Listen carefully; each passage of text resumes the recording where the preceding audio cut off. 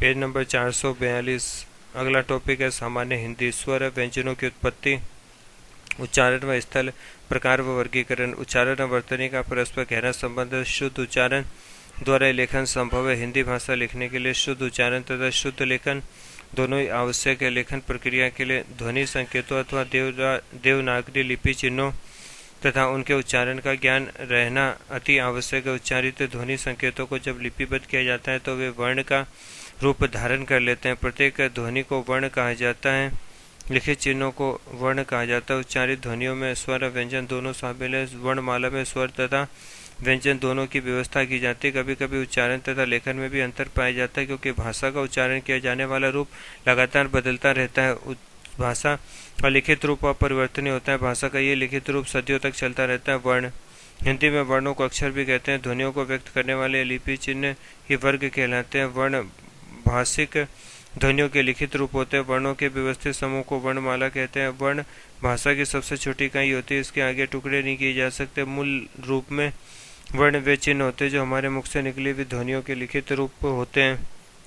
मौखिक ध्वनियों को व्यक्त करने वाले चिन्हों को वर्ण कहते हैं। हिंदी देवनागरी लिपि में लिखी जाती है वर्णमाला। हिंदी भाषा के लेखन के लिए जो चिन्ह वर्ण प्रयुक्त होते हैं उनके समूह को वर्णमाला कहते हैं। हिंदी वर्णमाला का मानक रूप नीचे दिया जा रहा है। स्वर अ आ ई उ री ए ऐ ओ औ। अ की अपनी कोई मात्रा नहीं होती, क्योंकि यह व्यंजन में अंतर्निहित रहता है। अनुस्वार अंग विसर्ग अह व्यंजन क वर्ग क ख ग घ अंग, च वर्ग च छ ज झ य, ट वर्ग ट ठ ड ढ ढ अण ड अढ बिंदी वाले, त वर्ग त थ द ध न, प वर्ग प फ ब भ म, य र ल व श श स ह। मानक देवनागरी वर्णमाला। देवनागरी वर्णमाला में निम्नलिखित वर्ण स्वर अ आ ई उ री ए ऐ ओ औ। इन स्वरों को जब व्यंजनों के साथ प्रयोग किया जाता है तो इनके स्थान पर इनके मात्रा चिन्हों का प्रयोग किया जाता है।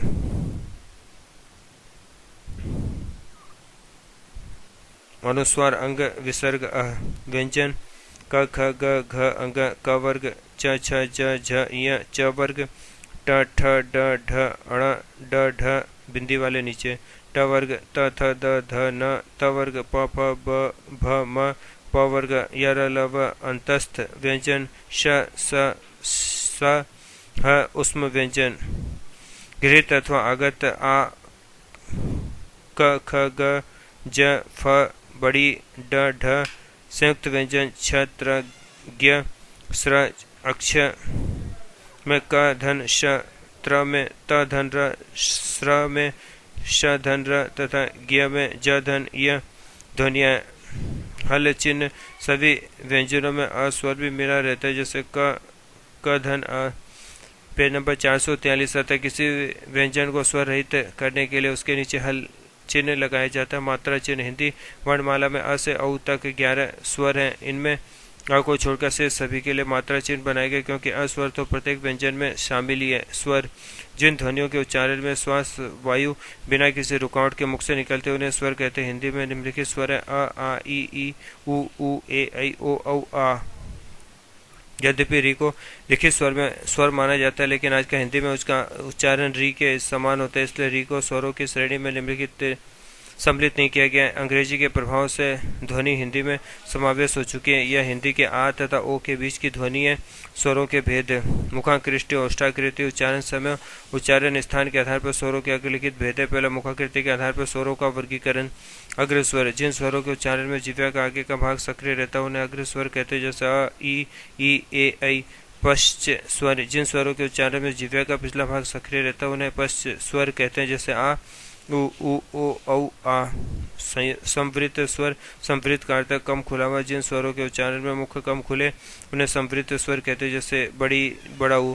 अर्ध संवृत स्वर, जिन स्वरों के उच्चारण में मुख संवृत थोड़ा स्वर से थोड़ा अधिक खुलता है वे अर्ध संवृत स्वर कहलाते हैं। ओ विवृत स्वर, विवृत का अर्थ है अधिक खुला हुआ। जिन स्वरों के उच्चारण में मुख अधिक खुला रहता है उन्हें विवृत स्वर कहते हैं, जैसे अर्ध विवृत स्वर, विवृत स्वर से थोड़ा कम, अर्ध संवृत से थोड़ा अधिक मुख खुलने पर जिन स्वरों का उच्चारण होता है उन्हें अर्ध विवृत स्वर कहते हैं, जैसे ऐ आ। स्वरों के भेद को इस चित्र द्वारा भी समझा जा सकता है। दूसरा, ओष्ठाकृति के आधार पर स्वरों के दो भेद किए जा सकते हैं। वृत्ताकार स्वर, इनके उच्चारण में होठों का आकार गोल हो जाता है, जैसे छोटा ऊ, बड़ा ऊ, ओ, औ, आ। अवृत्ताकार स्वर, जिन स्वरों के उच्चारण में होठ गोल न खुलकर अन्य किसी आकार में खुले, उन्हें अवृत्ताकार स्वर कहते हैं, जैसे आ, ई, ए, ऐ। तीसरा, उच्चारण समय मात्रा के आधार पर स्वरों को दो भागों में बांटा जा सकता है। ह्रस्व स्वर, जिन स्वरों के उच्चारण में एक मात्रा का समय अर्थात सबसे कम समय लगता है, उन्हें ह्रस्व स्वर कहते हैं, जैसे अ, ई, उ। दीर्घ स्वर, जिन स्वरों के उच्चारण में दो मात्राओं का अथवा एक मात्रा से अधिक समय लगता है, उन्हें दीर्घ स्वर कहते हैं, जैसे आ, बड़ी, बड़ा ऊ, बड़ी, आई, ओ, औ, आ। दीर्घ स्वर ह्रस्व स्वरों के दीर्घ रूप नौका स्वतंत्र ध्वनियाँ। हिंदी में स्वरों का उचित होना ज्ञान होना अनिवार्य। स्वरों के भेद के उच्चारण के साथ साथ अर्थ में परिवर्तन आ जाता है, जैसे कम, काम, नग, नाग, और, दिन, दीन।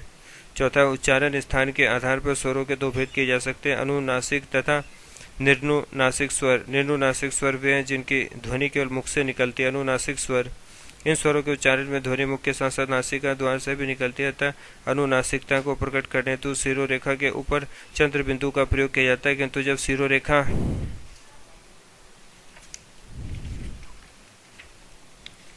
पेज नंबर 444 के ऊपर स्वर की मात्रा भी लगी हो तो सुविधा के लिए अथवा स्थानाभाव के कारण चंद्र बिंदु की जगह मात्रा बिंदु लिखते हैं, जैसे बाट, बाट।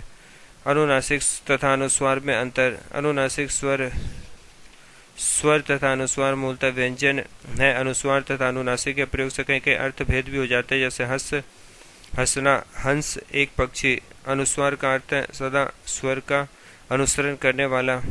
अ, अनुस्वार का ह्रस्व रूप। अनुनासिक अ है, अंग है। तत्सम शब्दों में अनुस्वार लगता है तथा उनके तद्भव रूप में चंद्र बिंदु लगता है, जैसे दंत से दांत। हिंदी में अनुस्वार एक नासिक के व्यंजन है, जैसे अंग से लिखा जाता है बिंदी से ऊपर। प्राय इसे स्वर या व्यंजन के ऊपर लगाया जाता है, जैसे अंक, अंगद, खंबा, गंधा, कंठ, पंकज, गंगा आदि। इस ध्वनि का अपना कोई निश्चित स्वरूप नहीं होता है, इसका उच्चारण इसके आगे आने वाले व्यंजन से प्रभावित होता है। अनुनासिकता स्वरों का गुण है। स्वरों का उच्चारण करते समय वायु को केवल मुख से ही बाहर निकाला जाता है। जब वायु को मुख के साथ साथ नाक से भी बाहर निकाला जाता है तो सभी स्वर अनुनासिक हो जाते हैं। अनुनासिकता का हिंदी में चिन्ह बिंदी है, किंतु लेखन में कुछ स्वरों पर चंद्र बिंदु तथा कुछ पर बिंदु लगाए जाते हैं। इसके निम्न नियम स्वीकार किए जाते हैं। पहला, जिन स्वर अथवा उनकी मात्राओं का कोई भी भाग यदि शिरोरेखा से बाहर नहीं निकलता है तो अनुनासिकता के लिए चंद्र बिंदु लगाए जाना चाहिए, जैसे कुआं, गांव, चांद, सांस, पूंछ, सूंघना आदि। दूसरा, जिन स्वरों अथवा उनकी मात्राओं का कोई भी भाग शिरोरेखा के ऊपर निकला रहता है तो वह अनुनासिकता को भी बिंदु से ही लिखना चाहिए, जैसे गोंद, सौंफ, कोंपल, चोंच आदि। आजकल हिंदी में सभी प्रकार के स्वरों पर अनुनासिकता के लिए बिंदु ही लगाया जाना चाहिए, जबकि वर्तनी के अनुसार जहाँ अनुनासिकता के चंद्र बिंदु से लिखने की बात कही गई है वहाँ उसे चंद्र बिंदु से ही लिखा जाना चाहिए। व्यंजन, जिन ध्वनियों का उच्चारण करते हुए हमारी श्वास वायु मुख के किसी भाग, तालु, ओष्ठ, दांत, वर्त्स आदि से टकराकर बाहर आती है तो उसे व्यंजन कहते हैं। हिंदी वर्णमाला में मूलतः 33 व्यंजन अंग क्रमशः ड और ढ से विकसित हुए। 4 व्यंजन अरबी फारसी के प्रभाव से आए हुए हैं। प्रत्येक तालिका का उच्चारण स्थान प्रयत्न का प्रकार भिन्न है। प्रयत्न स्थान की विविधता के अनुसार हिंदी के व्यंजनों की तालिका इस प्रकार है। स्पर्श में कंठ, इसमें क अल्प प्राण, ख महाप्राण, संघोष अल्प प्राण, ग संघोष महाप्राण, घ नासिक के अंग। मूर्धन्य में ट अघोष अल्प प्राण, अघोष महाप्राण, ठ संघोष अल्प प्राण, ड संघोष महाप्राण, ढ नासिक के अण। दंत में अघोष अल्प प्राण, त अघोष महाप्राण, थ संघोष अल्प प्राण, द संघोष महाप्राण, ध नासिक के न। ओष्ठ में अघोष अल्प प्राण, प अघोष महाप्राण, फ संघोष अल्प प्राण, ब संघोष महाप्राण, भ नासिक के म।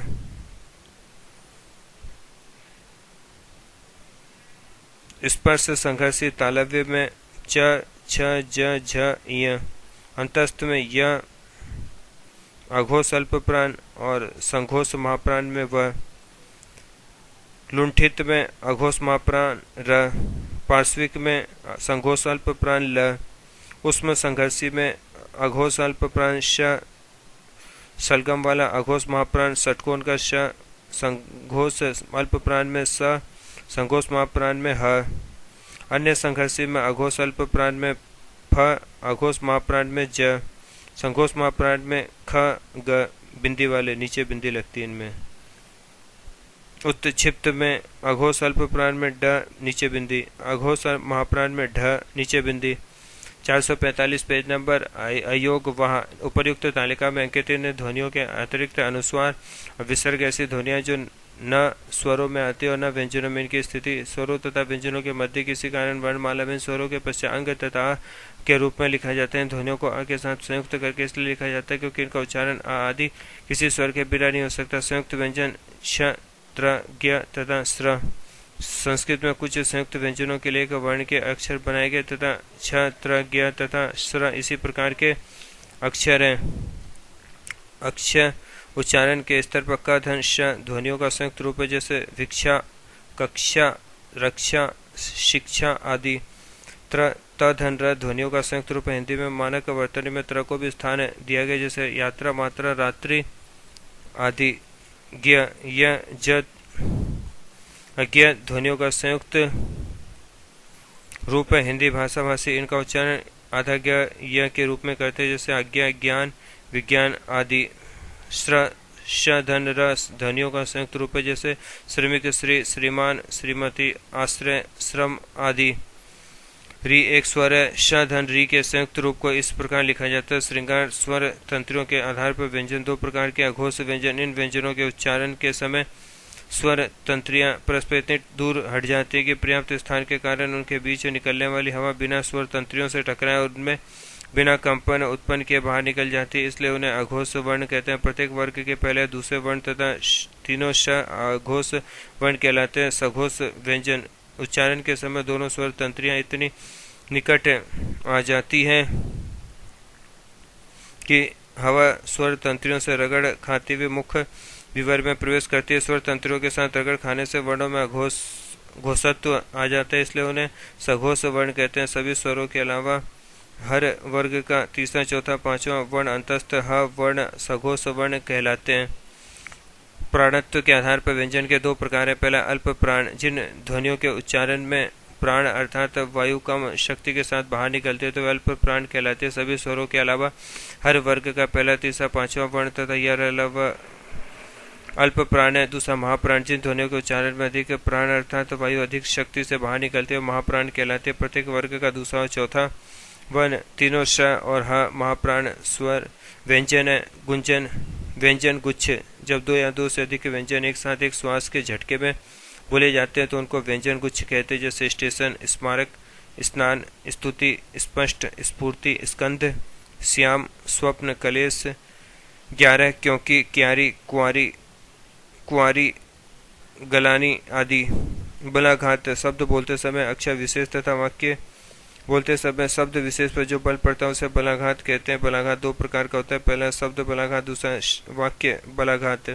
शब्द बलाघात प्रत्येक शब्द का उच्चारण करते समय किसी एक अक्षर पर अधिक बल दिया जाता है, जैसे गिरा में रा पर। हिंदी भाषा में किसी भी अक्षर पर यदि बल दिया जाए तो इससे अर्थभेद नहीं होता तथा अर्थ अपने मूल रूप जैसा बना रहता है। वाक्य बलाघात, हिंदी में वाक्य बलाघात सार्थक है कि वाक्य में शब्द विशेष पर बल देने से अर्थ में परिवर्तन आ जाता है। जिस शब्द पर बल दिया जाता है वह शब्द विशेषण शब्दों के समान दूसरों का निवारण करता है, जैसे कुसुम ने बाजार से आकर खाना खाया। उपयुक्त काले मोटे शब्दों में से जिस पर भी जोर दिया जाएगा उसी का अर्थ निकलता है, जैसे कुसुम शब्द पर जोर देते अर्थ निकलता है कुसुम ने बाजार से आकर खाना खाया। उपयुक्त काले मोटे शब्दों में जिस पर भी जोर दिया जाएगा उसी प्रकार का अर्थ निकलता है, जैसे कुसुम शब्द पर जोर देते ही अर्थ निकलता है कुसुम ने ही बाजार से आकर खाना खाया। Page number 446।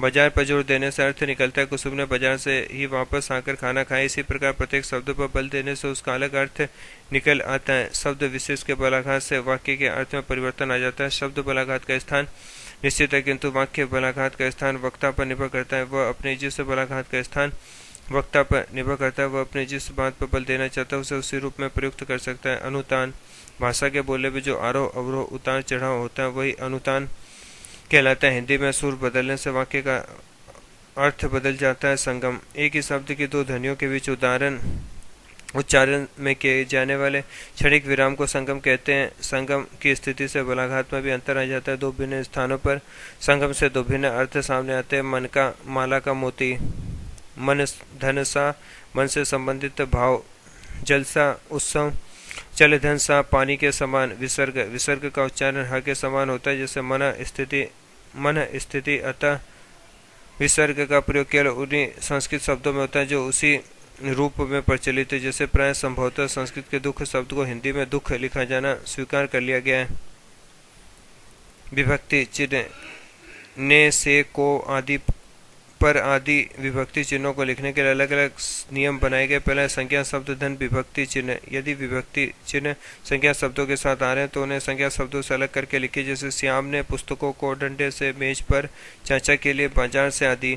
दूसरा सर्वनाम शब्द धन विभक्ति चिन्ह। सर्वनाम शब्दों के साथ विभक्ति चिन्ह मिलाकर ये लिखे जाने चाहिए, जैसे मुझको, हमसे, उसने, तुम पर आदि। तीसरा सर्वनाम शब्द प्लस दो विभक्ति चिन्ह। यदि सर्वनाम के बाद दो विभक्ति चिन्ह आते तो पहला मिलाकर तथा दूसरा अलग रखा जाना चाहिए, जैसे उनके लिए, उन पर से, हम में से, उनके द्वारा आदि।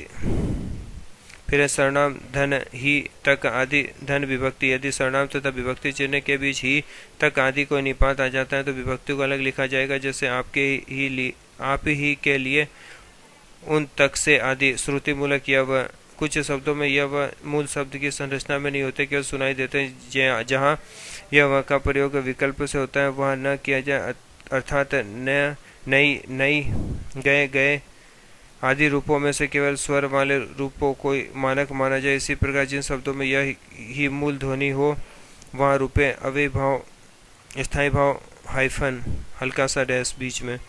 भाषा में स्पष्ट लेखन है तो हाइफन का प्रयोग किया जाता है। हाइफन का प्रयोग निम्न स्थितियों में होता है। पहला, द्वंद्व समास में पदों के बीच हाइफन अवश्य लगाया जाए, जैसे दिन रात सुख, सुख दुख, दिन रात राजा रानी, रहन सहन, राम बलराम, राधा कृष्ण, सीताराम, आना जाना, देखभाल आदि। सागे पहले हाइफन अवश्य लगाना चाहिए। कोयला सी मीठी बोली बोलो, तुम सा नहीं देखा।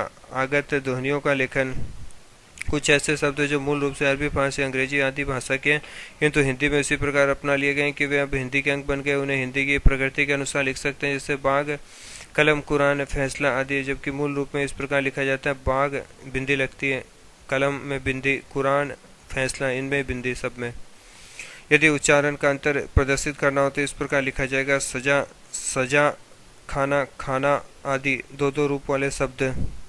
हिंदी के कुछ शब्द ऐसे जिनके दो दो रूप प्रचलित है, विद्वानों ने दोनों ही रूपों को मान्यता प्रदान कर दी। गर्मी, गर्मी, बर्फ, बर्फ, गर्दन, गर्दन, भरती, भरती, सर्दी, सर्दी, कुर्सी, कुर्सी, फुर्सत, फुर्सत, बर्तन, बर्तन आदि। Page number 447। हल चिन्ह, संस्कृत साहित्य असम शब्दों को उसी रूप में लिखना चाहिए जैसे वे शब्द संस्कृत में लिखे जाते, किंतु आजकल हिंदी में लिखते समय उनका हल चिन्ह लुप्त हो गया, जैसे भगवान, महान। ध्वनि परिवर्तन, संस्कृत मूलक शब्दों को की वर्तनी को ज्यों का त्यों ग्रहण करना चाहिए, जैसे ग्रहित, अत्यधिक, प्रदर्शनी, द्रष्टव्य आदि प्रयोग अशुद्ध, उनके शुद्ध रूप में गृहीत, अत्यधिक, प्रदर्शनी, द्रष्टव्य आदि। पूर्वकालिक प्रलय कर, पूर्वकालिक प्रलय प्रत्यय कर, पूर्वकालिक प्रत्यय कर सदैव क्रिया के साथ मिलाकर ही लिखा जाना चाहिए, जैसे खा पी कर, पढ़कर, नहा धोकर, मरकर आदि। वर्णों के मानक रूपों का प्रयोग करना चाहिए। मानक रूप है अ, रि, ख, छ, झ, अण, ध, भ, अक्ष, श, त्र। शिरोरेखा का प्रयोग लेखन में अवश्य